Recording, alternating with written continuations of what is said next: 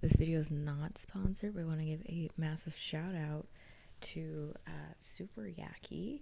It's one of my favorite brands of all time. They make t-shirts themed to various films that I love. This was the drop that they did in partnership with Universal for Twisters, which is the film we'll be talking about today. Fun fact, I bought this shirt probably a month before I eventually saw the movie. I just knew I would love the movie, and so hence the purchase. Today we are talking about 2024's Twisters, directed by Lee Isaac Chung, starring Daisy Edgar-Jones and Glenn Powell. Now, this is being talked about as the movie of this summer. It is a blockbuster of all blockbusters, and funnily enough, when the trailer for this movie dropped, I just tweeted that, I said something akin to, this movie feels like it should be seen on a Friday night with a movie theater hot dog and a red and blue raspberry icy, and that's the vibe that this movie gives off. And that tweet went viral, and to the point where people thought I had seen the movie to be able to conjure that feeling, but I had the foresight. Before we get started, don't forget to subscribe if you love recap reviews, first time watches, video essays on all things film and TV. Be sure to look at all the other stuff that I have done on this channel thus far, and let's get into it. I kind of forgot my intro. Oh my god. Hi, I'm Bobby. Welcome to Culture Kitsch. So the movie opens with a ragtag team of assumingly college age storm chasers that are getting ready to chase their next storm somewhere in Oklahoma. The whole thing with them, and mainly centering around Daisy Edgar-Jones' character, Kate, is that they're similar to Helen Hunt and Bill Paxton in the original Twister, in that they are chasing these storms to better understand them, and in turn to help more people be aware of when these storms are coming, so that maybe they can evacuate and things like that before. But the Twisters is that they're also trying to tame the tornadoes, essentially stop them. Maybe not full stop it, but at least make them smaller so that they can cause less damage. So the team consists of this guy, that guy, Sabrina the Teenage Witch, scary version, Usnavi, and Kate, our fearless brainiac storm chaser, who's kind of leading the charge with the whole group. Don't worry about remembering names or connections all that much, because most of this group will be gone in less than 5 minutes. Also, spoilers for Twisters, obviously. The team is using the famous Dorothy technology that, if you've seen the original Twister, was the big thing that was going to revolutionize storm tracking, I guess. So assumingly it did do that between the events of the first Twister and this Twisters, so they have it there, but there are limitations to it. So they have the Dorothy, they're riding out into this field, and they're going to test Kate's model, which is the model of weakening a storm from the inside out, pretty much, with some salt polycarbonate. I don't know. The science of this movie, low-key, was not computing with me, and that's not necessarily the movie's problem. I never got higher than a B in science in all of my schooling, so I'm not Bill Nye the Science Guy when it comes to this. So in tandem with the newer technology that they have, the team also has Kate, who the film definitely does kind of set up to have, or can be read as having, some above average supernatural fantastical ability to read storms. She can look at the sky and the grass and the ground and the wind and know exactly where our tornadoes going to actually turn into an actual storm, or if it's going to fizzle out or whatever it is. Now, it could just be that she's just really innately good at science or whatever, but the film sets it up as she's constantly looking off just at the sky, and she can just tell when she can just tell when the tornado is going to hit or whatever it is, which she's got that ability. Love that for you, diva. But they go out and they're going to test this in what Kate initially reads as an F1 tornado, which is like the lowest tier of tornado. But Rutro, this F1 turns into an F5, which is the highest tier of tornado that you could possibly be in.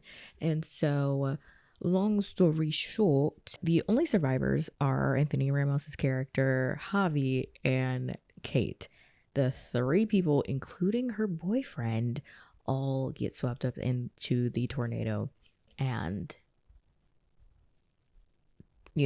obviously traumatic experience. And so we jump forward in time to Kate, who now works in New York on the federal level tracking storms. She's not like out in the field tracking storms. She just kind of like sits in an office and looks at storms that are brewing around the country and decides whether or not to put out like a warning or a watch or whatever it is. Like she probably just works for like the National Weather Service or something like that. It's also around this time that all these years later, Javi comes back and reconnects with Kate. And he now owns this company called Stormpar, which they go out and they track storms like in the field. And he's used technology that he discovered when he was in the army that is able to like give much more in-depth and much more detailed scans of tornadoes.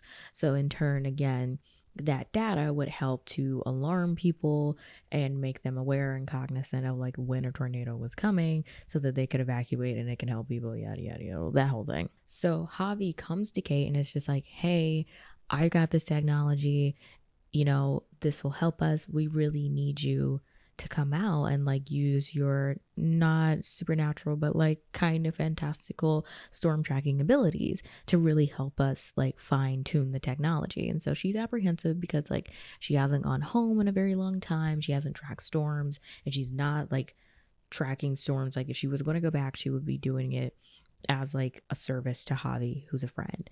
And so she initially says no when they're at this cafe and Javi is asking her, and before she leaves, Javi's like, you ever wonder like why we were spared by this tornado? And she just storms out, rightfully so. Who says that? Who says that? Literally, he's like, hey, you ever think about how like all of our friends on that day died except for me and you, including your boyfriend? You ever think about that? Okay, well, consider my offer. Like, come on, Javi, please. And it's also at this point where they like, you can tell that Javi like has feelings for her that don't ever go anywhere. They just don't. They just don't. She like, it seemed like he had feelings for her when she was with her old boyfriend, whose name is Jeb, and it seems like he continues to have feelings for her, and they continue to just go nowhere. He's like the forlorn lover waiting in the wings. Incredibly weird.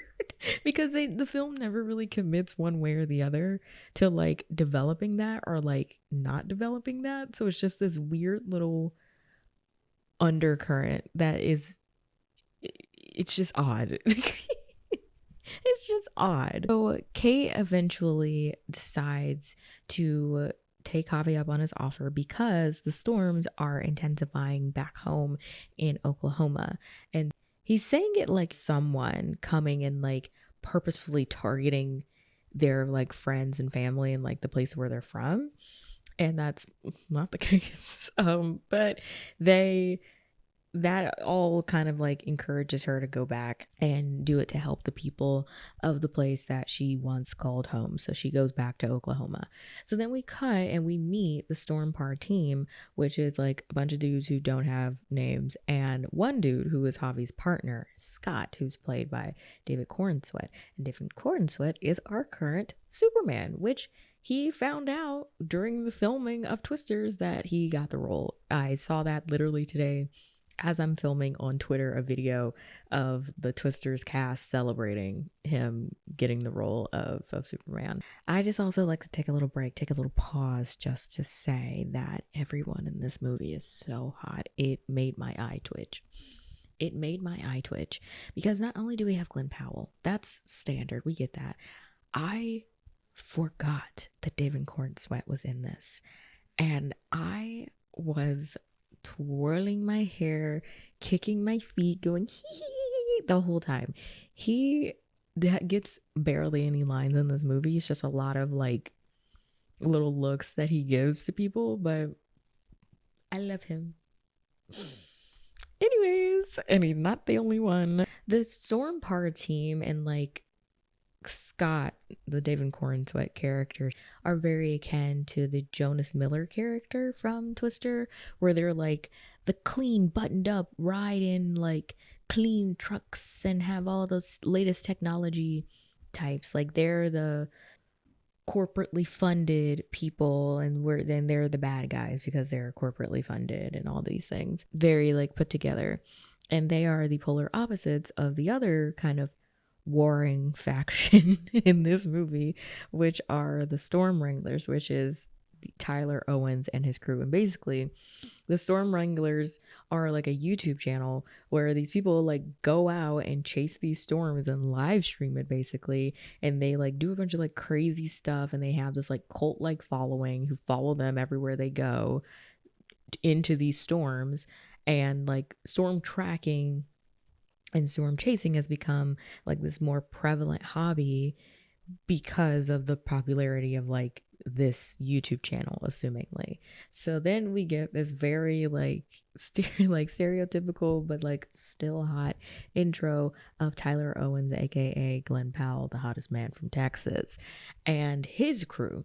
And his crew is comprised of Boone, Lily, Danny, Dexter, and they're flanked by a journalist named Ben who's like writing a story on them. Like I said, everyone in this movie is hot. Everyone in this movie is hot. You guys know me. I'm equal opportunity, hot, rated E for everyone in a lot of ways. And I just think that that's just so great. The best thing about summer blockbusters is when they just answer the call of how many hot people can we stuff into a cast to make Bobby sweat. And this movie really answered that call in a major way. So Owens and crew, who call themselves the Tornado Wranglers, are very like begrudgingly called hillbillies with the YouTube channel by Scott. And it's very true of what like I said, of what they're doing. And so they like have this following and everything. So they're all like at this truck stop where a lot of, I guess, the storm tracking groups all convene before going out and tracking another storm. So Kate is obviously with the Storm Par team, and Javi is like, okay, like, here's the data that we have. Where is the storm? Like, what little murmurings in the sky are going to eventually develop into our tornado that we can go and get some data from. And so Kate is out again looking at the grass and the wind and the clouds in the sky. And then Tyler comes over and is like obviously trying to flirt with her and everything like that. And he's, like, oh, like, where are you from? And she's like, New York. And he's like, city girl, and all this other stuff. And so he's very clearly trying to flirt with her, but obviously she's like not having it because she's there for a job. She's not there for anyone else. She's not there to make friends. This is not RuPaul's best friend race. Like, she's just there to do the job and she doesn't want to be bothered. So Kate and Tyler are like talking about the storms in the sky and like the clouds and stuff, and Kate purposefully tells Tyler to like go the wrong way so that Storm Par can get to the storm first. And so I guess that like does it for Tyler, and he's like, all right, y'all, let's go, let's go chase the storm. And like you can tell that the objectives of these two groups are incredibly different. Like it's a real like wild west showdown, and like Javi says as much. Like these groups are like cutting each other off on the road, trying to get there first. And so the Storm Par team is like trying to collect data and scan these tornadoes, and the Tornado Wranglers are literally just trying to have a good time. Like they're not here for a long time, they're here for a good time. And you see eventually what they end up doing when they get to the storm. But the Storm Par team technically does get there first. And so the thing with their technology is they basically have to set up these three different screen scanners again, science, I don't know. They set up these scanners and they're all called like Wizard, Scarecrow, Tin Man, whatever it is.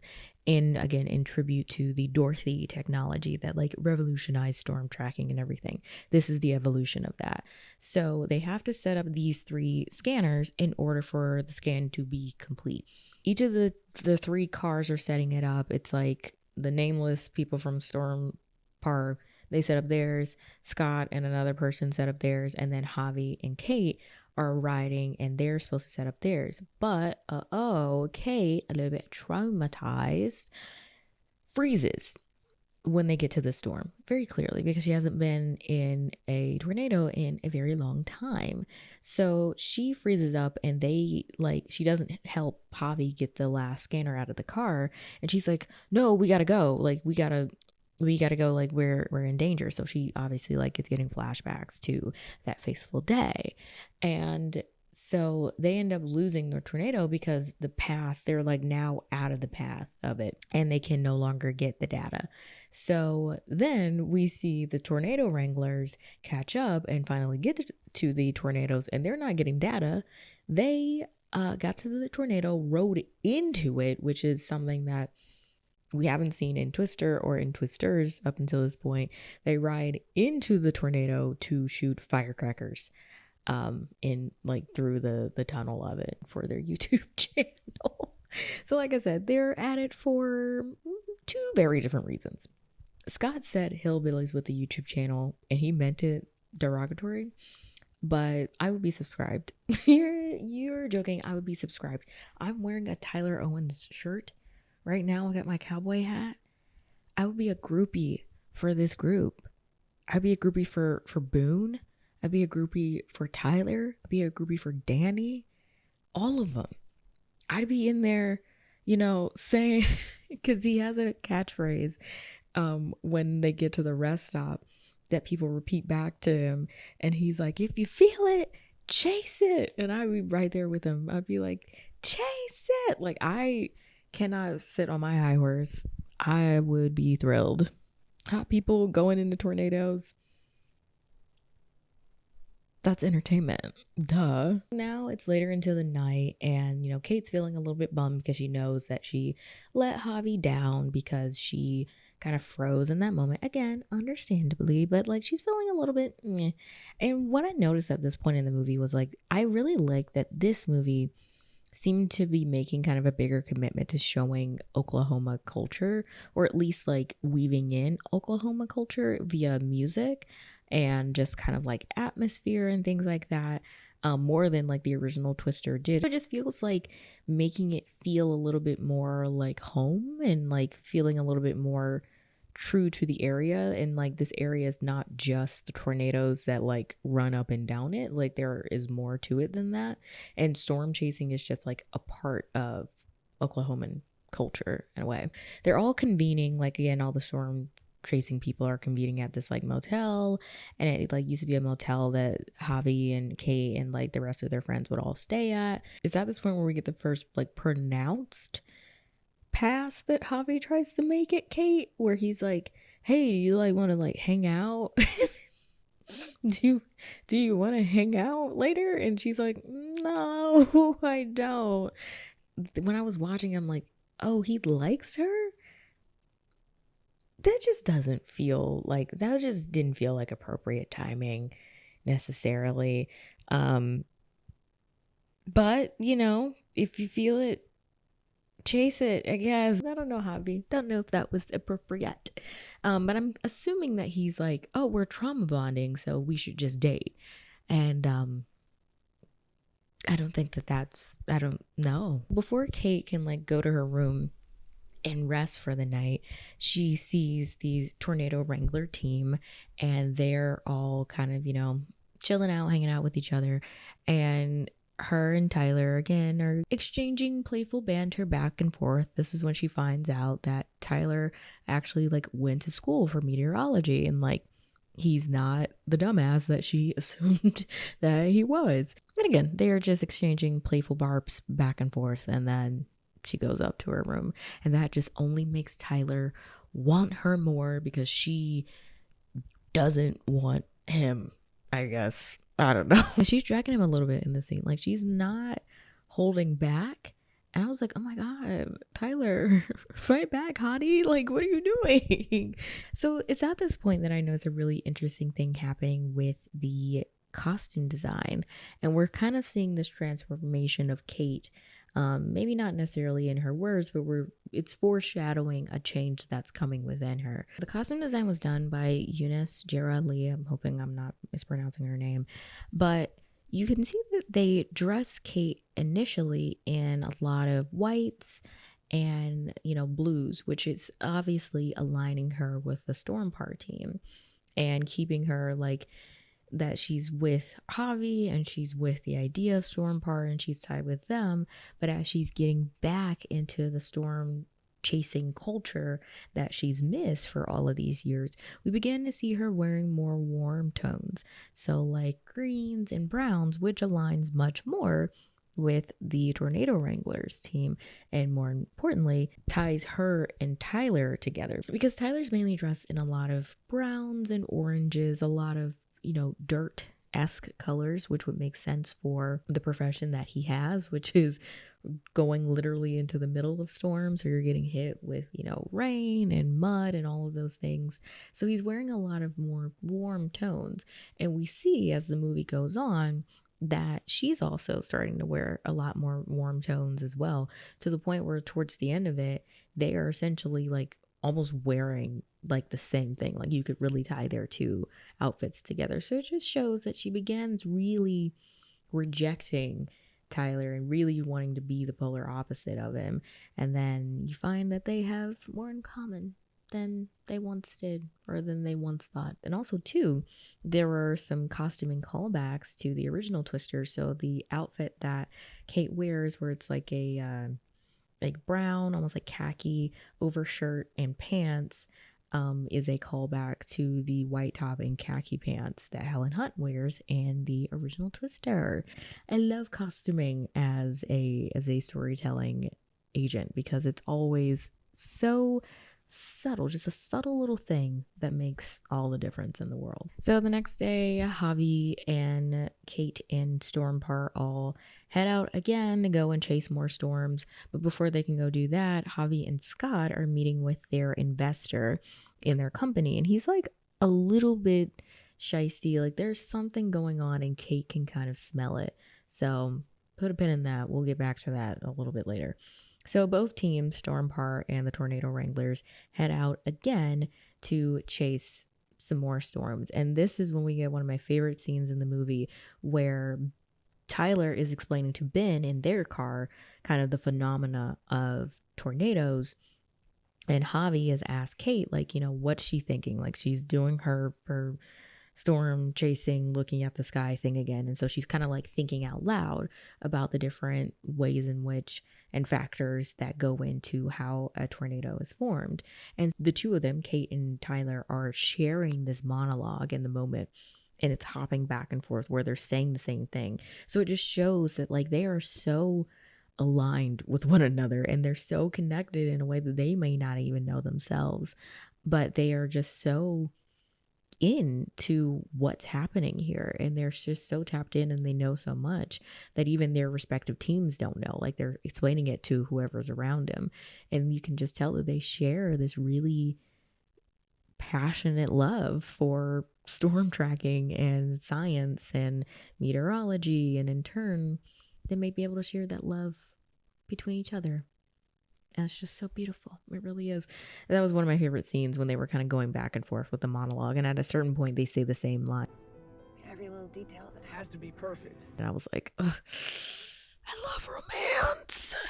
Love romance. Love it. Very intimate. This tornado that they're tracking, which if you're keeping score at home, I think we're up to 3 now. This tornado is really tornadoes because it splits into 2.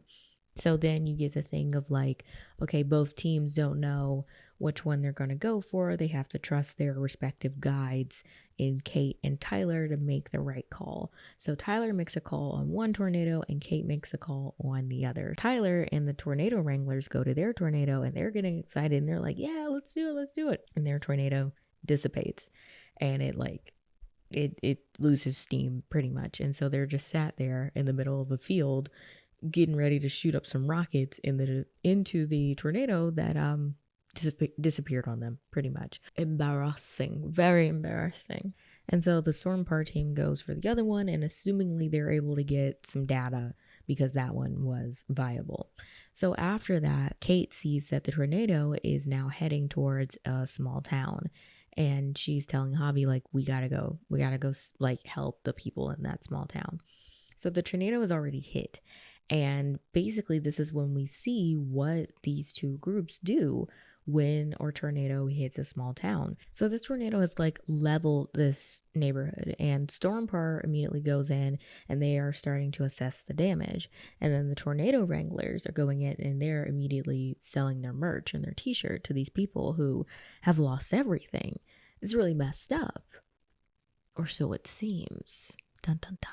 There is contention because it seems like Stormpar is trying to like make a difference, and the tornado wranglers are just trying to like take advantage of the situation because they're the hillbillies with the YouTube channel who don't really care about the people. But no, that's not the case.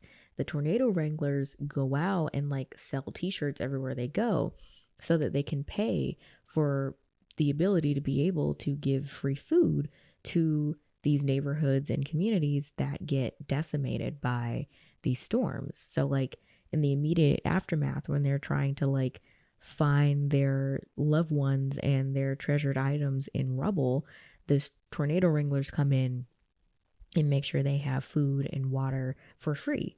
That's basically what this channel is like financing. So they're kind of like practicing community aid via this YouTube channel and the merch that they sell. But Kate, and in turn Stormpar and Javi and Scott and all of them, had this assumption of what they did. And Tyler then comes to Kate and it's just like, Stormpar basically is like, Stormpar is not what you think it is. Like, they are not doing the help that you think that they're doing. And you should maybe look into that a little bit. Just a little bit, babe. They're not as good as you think that they are. They actually do more harm when they come to these areas after tornadoes have leveled these neighborhoods. Tyler leaves and Kate kind of asks Javi, what is your investor using this data for? Like, what's the situation? And so he basically finds out later on that Javi's investor in Stormpar is using the data that they get to basically sell the land that was just destroyed by these tornadoes. So like he makes profit when these tornadoes come through these cities and completely destroy them. Like he's making profit off of people's very obvious misfortune. And it is a very nasty feeling that Kate has because she's like, you're not doing good here. You're taking everything away from these people. And that's pretty messed up. So later on, Tyler just shows up again. I think Tyler might have some supernatural abilities as well, because the way that this man just keeps showing up in places, just being able to find where Kate is at all times. He always knows what her motel room number is. Like he's just always there. He just always pops up.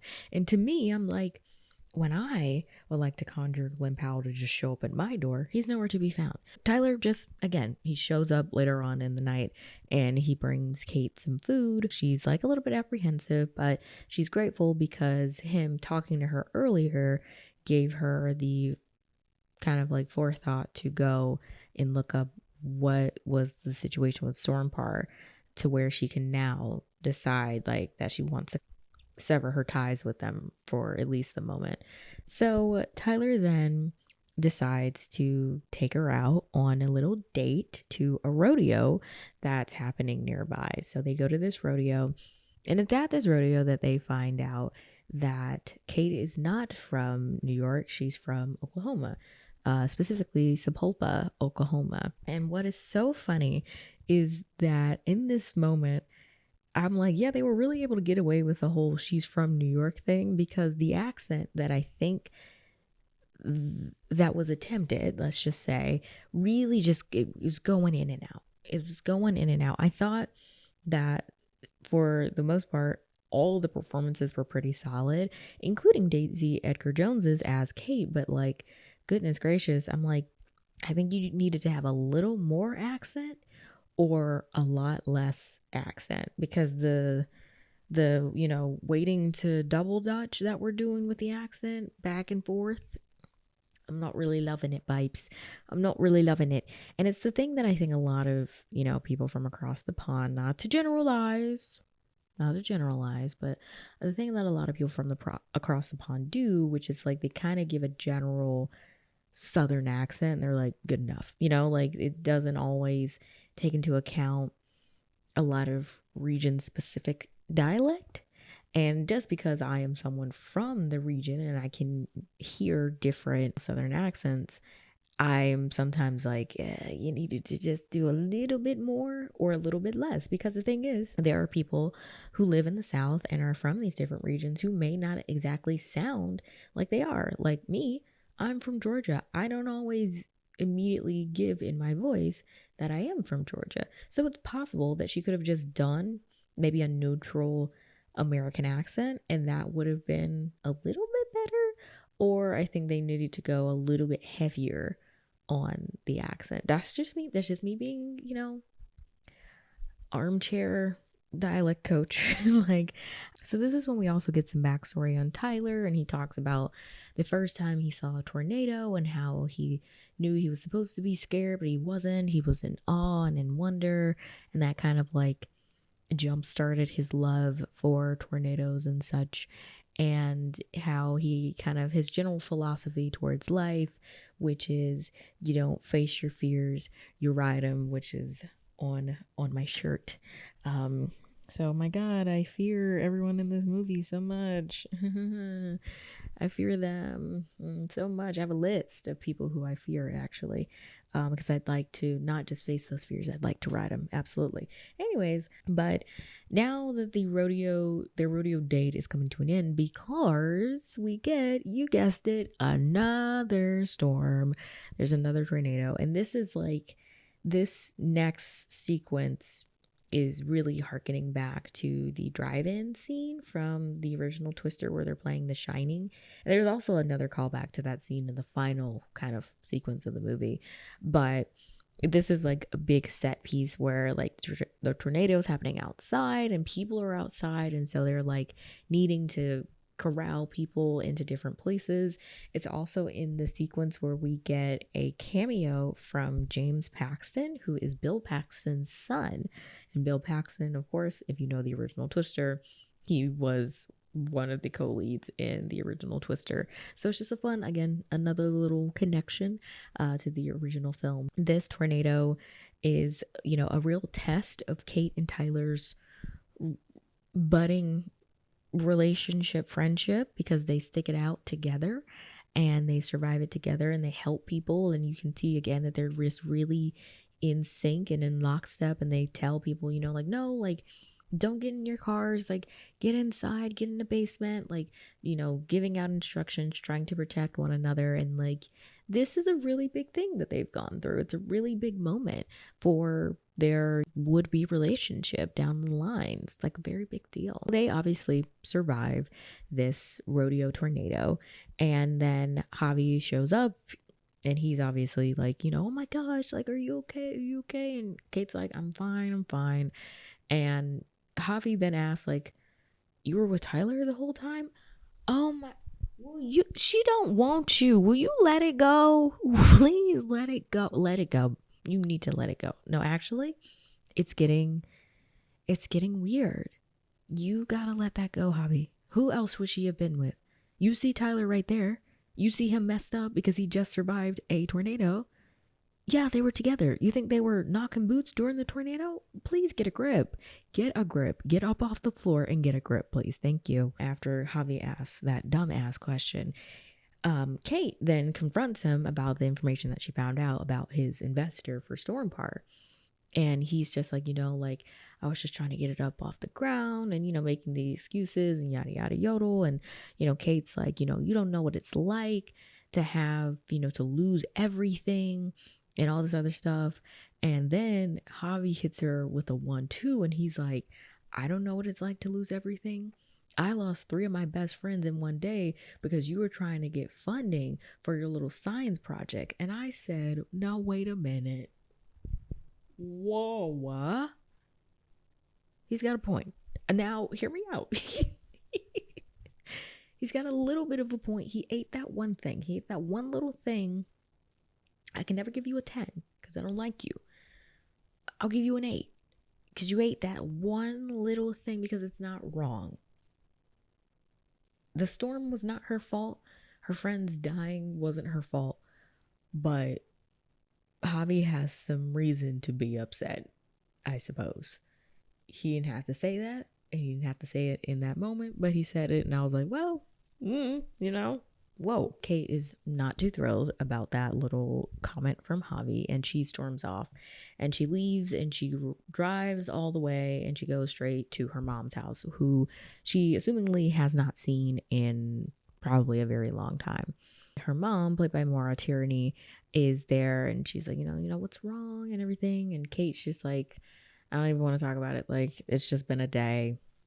I'm here, I'm here. I just need a place to lie my head and be with my mommy, which I understand that fully. But it's also like at this moment, because she's back home at her mom's house where the team would always go after, a storm chase, and where they were supposed to go after the storm chase on that fateful day. She's seeing pictures of the old team, and she's also goes into her mom's barn where all of her work and stuff was set up, and she's kind of reminded of why she loves storm chasing and why she loves this line of work and the people that she used to do it with. And we get a clip of the like vlogs that her and Jeb, her boyfriend, would do, kind of chronicling their work and chronicling what the team was doing and all this stuff. You see how vivacious and upbeat and full of life Kate was at that point, and how much she was just doing something that she really cared about and that she really loved. And so it's the moment where she's beginning to contend with, like, do I love this thing in the same way? And do I, I'm stuck between a rock and a hard place. I'm starting to feel that spark and that love for the thing again. But then at the same time, I'm kind of being held hostage by the trauma of this event. She was hurt by the very thing that she loved, and in turn lost a lot of other people that she loved. And so it's the thing of like, can I go back? Because I don't want to lose even more on top of that. You know what I mean? As she's reminiscing and thinking about the past and all these things, who shows up? Tyler again. As consistent as these tornadoes are, is also as consistent as Tyler Owens will just show up. He'll just show up somewhere. And I'm like, how did you find her? Luckily, this was one of the first times where he actually explains how he found her, because the team basically helped him to look her up, and then they were able to like see where her mom lived, and like basically Tyler gets the backstory of what happened to her in that F5 that like killed her friends and her boyfriend.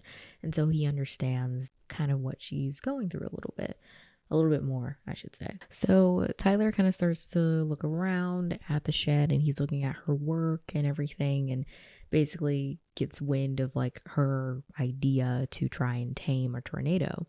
And he's looking at her work, and he's like, Kate, like, this should work. Well, let's run it in my computer, and like, let's do this and let's do that. And it's the thing that like builds up where a character is like insisting on something, and then one character is like, it wouldn't have worked, okay? And that's what Kate says. She's like, it wouldn't have worked. I got it wrong.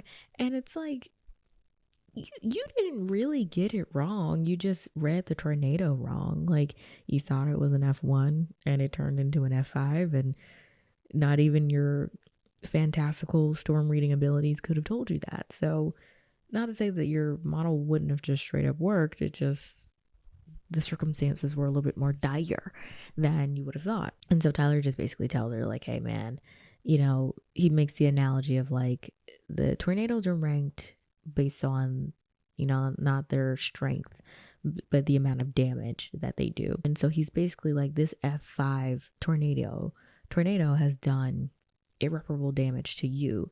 You can't keep letting it damage you in this way. Like, you gotta move up and continue to move on and move forward, more importantly, because the work that you do is good and could help people. Don't be trapped in this to where it stops you from wanting to help, which is what you set out and wanted to do in the first place. So it's at this point where, Kate is like contemplating what Tyler is saying to her, and she's trying to, figure it out and make sense of it all. And so he leaves, and then we get the infamous clip of Glenn Powell in a shirt in the rain. And I love movies. I love the cinema. I love the movies. And before Tyler can go, Kate catches him, and she's just like, hey, I want to give this a shot. Like, you said you can put it in your supercomputer and everything. Let's just see. I just want to see if my work would have worked out. And so basically, these next couple sequences are Kate and Tyler combining their geniuses together to test this thing, to test and see if they can tame our tornado. And so they try it in the model, and they see that it works, essentially, like that it would work.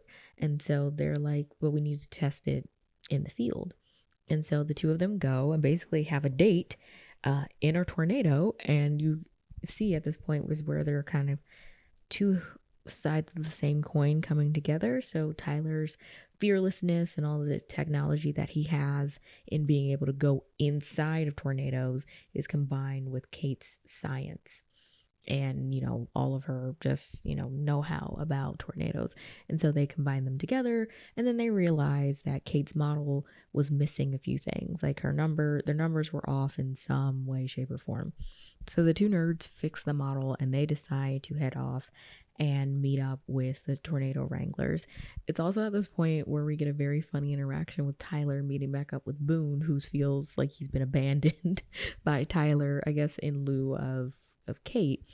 And Tyler's like, oh, I'm gonna make this up to you, man. And Boone's like, there ain't no making up. Like, he's like, you can't, like, he's playing hardball. And Tyler's like, how about we launch some new rockets? You said rockets? It's like he's back in. he is back in. Like I said, if this YouTube channel was real, I would be a groupie for Boone. I'd be a Boone babe, because he is, number one, so hot, and number two, so funny in this movie, and definitely is he's supposed to be the Philip Seymour Hoffman character of this version, and I thought it was very, very, very, very good. Also, too, later in the scene, you have Kitty O'Brien's character Danny explaining that they need a better trailer to hold the stuff for the experiment with the tornado, and she's going through all the stuff that they need, and all I heard was just the scene from the Lego movie. Business stole the Craggle, the most powerful object in the universe. Blah blah blah. Proper name, place name, backstory stuff. I was heart eyes awooga when she was talking. I'm like, whatever you say, beautiful. So the tornado wranglers and Kate now head to the final storm of the movie, and this storm was called the Monster. In fact, all of the tornadoes in the movie have names given to them by director Lee Isaac Chung. And so this one is called the Monster for very obvious reasons that will be made obvious in 2 seconds. So that group is heading there. Stormpar is also heading there too. And this storm is different. This storm is bigger. It is more aggressive. It is well and truly a beast. It's a monster. It feels alive. And it is whipping through, and they very quickly realize, oh shit, this this is not your average tornado. This is not an F1, F2, F3, F4. This is an F5, and it turns into one rather fast because it blows into an oil refinery, and that causes it to be bigger and more aggressive. I don't know science. I don't know science. Please don't ask me. I don't know science. So the storm wranglers like go away from the storm because they're like, this storm is heading to a town. We gotta go. We gotta go and help those people. So they go to the town to help people get to safety. And Scott and Javi with Stormpar, they are also there chasing the same storm like they've been doing this whole movie. And Scott's like, haha, they're scared. And Javi's like, this isn't right. We got to go help those people. Like, fuck trying to get data for the storm. Like, we got to go and help those people. And Scott is like, no, we don't. Like, we don't have to help those people. Like, it is what it is. And Javi's like, no, we do. We need to go and help. And Scott's like, I don't care about those people. Like, turn the car around, all this other stuff. And so eventually Javi's like, tell the investor basically that we're done with this. And so he leaves Scott on the side of the road and heads to the town to go and help the tornado wranglers and Kate help the people in the town. So it's like, yay, Javi finally decided to do the right thing, thank God. So the monster is very much so on its way to this town, and the group is trying their best to get everyone into shelter, but the shelters, the like tornado shelters, fill up rather fast. And so they make the split-second decision of like, okay, everybody's got to go to the movie theater. And in this movie theater, they're playing Frankenstein, the original Frankenstein with Boris Karloff. That's happening as this monster is getting closer and closer to the movie theater, and the straits are getting even more dire. Like, it's getting nutso in here. Is the scene where Frankenstein comes to life, and what culminates is a scene akin to the Here's Johnny scene in the original Twister, in the drive-in theater scene. Happens in this one, where the tornado rips into the movie theater at the point where the Frankenstein movie plays the scene, like the it's alive. That's what plays when the tornado like rips into the movie theater. And I was like, oh, I love movies. I love when movies do that. So everyone just kind of has to, hold on to something and pray to God they don't fly away. Or they pray that this tornado does not hit. And so in the middle of the drama and conflama of all of this, Kate decides to go out in the middle of a tornado, run to the truck, and go and try and make the experiment work by, putting the polycarbonate and all that stuff, whatever they talked about, her and Tyler. Basically, she's trying to do the experiment to see if she can tame the tornado before it hits the town. And so she goes at it completely by herself. Like, she's like, this is my moment. I got to do this for me. I got to do this for the people that I've lost. I am not only my trauma. I'm going to get through this. Was that an insane ass decision to make in that moment? Yes, it was. But she went and go to do it. And it worked. It assumingly worked. Like, by the time the tornado made it to the movie theater and like rips out the screen of the movie theater, it's right when the it's alive part hits. But before it can get any closer and blow further into the movie theater and like, sweep everyone up, Kate's technology with Tyler's technology works, and the tornado like dissipates. And so Javi and Tyler and the whole crew go and they find Kate, and they're just like, Kate, your model worked.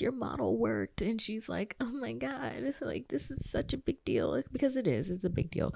That means that they can now use that technology to maybe help people further. So just like with the first film where they were trying to get Dorothy to work to prove, storm tracking abilities and to really push the needle forward, now Kate, Tyler, and technically Javi's technology could all do the same thing. We get to the final scene of the film, and Javi is taking Kate back to the airport, and they are now business partners in Stormpar, and Kate is going back to New York to try and get funding for Stormpar. She's trying to find a new investor for Stormpar that doesn't, sell the destroyed land of people who just went through an F5 tornado, so they are now business partners in this.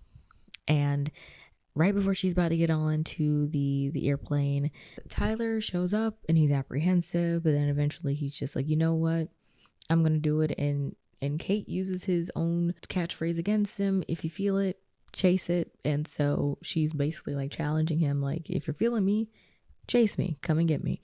And he's apprehensive, and then that's when Javi's like, are you not gonna go after her? Like, are you kidding me? Like, hop to it, tornado boy, go after your girl. And so he decides to go and do that. Paul Shear's there for some reason. He runs in, and that's when an announcement goes over the overhead PA system, and there you find out that Kate's flight is delayed. And so then Kate and Tyler go off, and he like takes her bags, and they assumingly are going off to chase yet another storm. And then they don't kiss. And then they don't kiss. That was the whole thing with this movie before it even came out. A lot of people were like, why don't they kiss at the end? And apparently, allegedly, this was a note from executive producer Steven Spielberg that maybe they shouldn't kiss. You know, like maybe they didn't want it to be like cliche and everything. And you know, some of the actors from the film were like, and it was actually a good thing that didn't happen because, you know, and they made up a bunch of things as to why it was good that they didn't kiss. But I'm a lover girl. I wanted them to kiss. And apparently they did shoot an ending with the kiss. And according to director Lee Isaac Chung, they shot it and they did test it with like test audiences or tested it with someone, and he said that it didn't test well. So who's to say if the kiss would have really made this movie or broke this movie? But either way, we didn't get it, so what does it really matter? And that's the movie. Overall, I give this movie like a solid like 7.5 out of 10. I had a really fun time. It was a little bit too long, I'm not gonna lie to you. I think, you know, in a movie like this, and also in a movie like Twister, the main attraction are the titular twisters. That's what you're there to see. But I think it was just like a little bit too long. Like one or two of those maybe we could have like cut out to kind of helped with the flow a little bit. Because there was a point where I was like, okay, we're slogging through this just a little bit. But it was incredibly fun. I thought all the performances were really, really great. It is like the perfect summer blockbuster. It's so fun. I think it's got really solid rewatchability, honestly. And yeah, I had a really fun time at the movies. I think my one biggest critique is like it was a little bit too long, and then the kiss at the end, and also just a few little weird story beats things that were coming up where I was like, I don't know about that. Like the whole Javi, you know, forlorn lover thing. I was like, I don't know what that's doing for this necessarily. And also the lack of kiss. I request kiss, give me kiss. But it's a really fun summer blockbuster. It's worth a watch. I think at the time of this filming, in a week or so, Regal cinemas around the country in the US will be bringing back, I think, both Twister and Twisters in 4DX, which is like where you can like be jostled around for 2 hours watching those movies. So if that is of interest to you, definitely go after it. If you feel it, chase it. But I probably won't be doing that. I like a tame theater experience. I like theme parks. If I wanted to feel like I was in the theme park in the movie theater, I'd just go to Universal Studios. You know what I mean? I hope you enjoyed this video. If you did, please let me know. Don't forget to like and subscribe and comment. Have you seen Twisters? What did you think about it? You know, did you love it? Did you hate it? Let's chat in the comment section. And let me know what you would like to see from me next. Like, which Be Kind recap review would you like to see? For me, I have some really fun stuff now that fall is finally upon us that I think you guys are going to love. A lot of first-time watches for some stuff. And I think it's going to be a really, really fun time. So stay tuned for that. Don't forget to subscribe for that. And as always, I'm Bobby. This is Culture Kitsch. I don't have an outro, but I will see you next week.